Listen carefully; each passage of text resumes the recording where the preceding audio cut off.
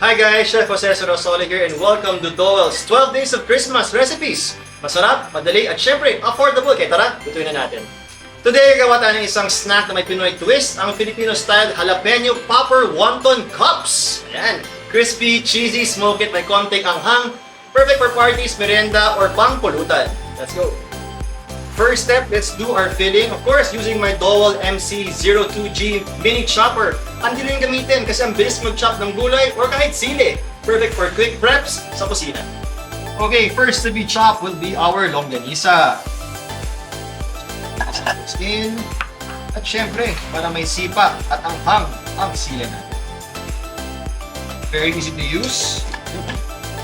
And as easy as this.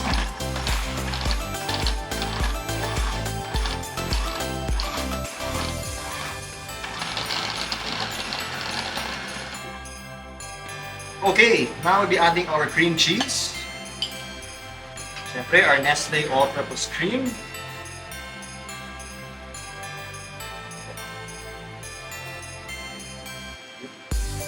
More cheese.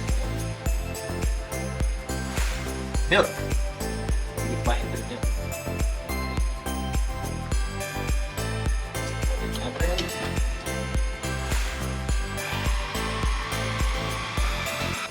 Okay, just to add a bit of flavor. Ano tayo? Powder, but not too much. This medyo maalat siya. Calamansi juice. And of course, some black pepper.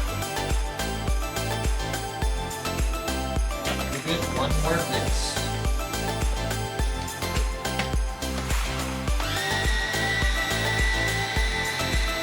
Now naman, let's add our mixture to our pre-baked wonton cups, which we did earlier.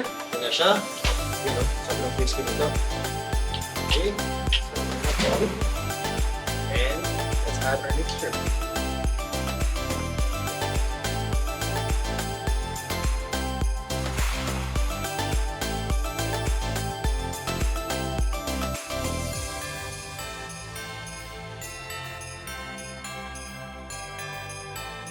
Now, time to place it back in our Dowell 𝗵𝗃𝗃𝗃 Electric Oven. Ang ganda ito kasi malaki ang space at consistent ang heating. Kaya sure na evenly golden at bubbly ang ating wonton cups. Natin. Natin. Bake for around 8 to 10 minutes or until maging crispy ang edges and bubbly yung filling.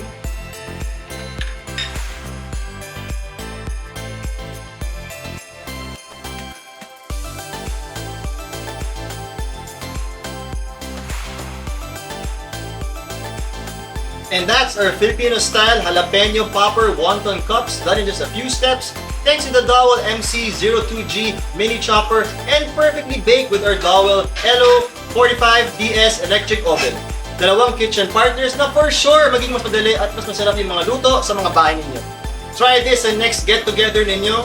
By the way, I'm Chef Sarasola wishing all of you a Merry Christmas and remember, life's easier and mas masarap with Dowell.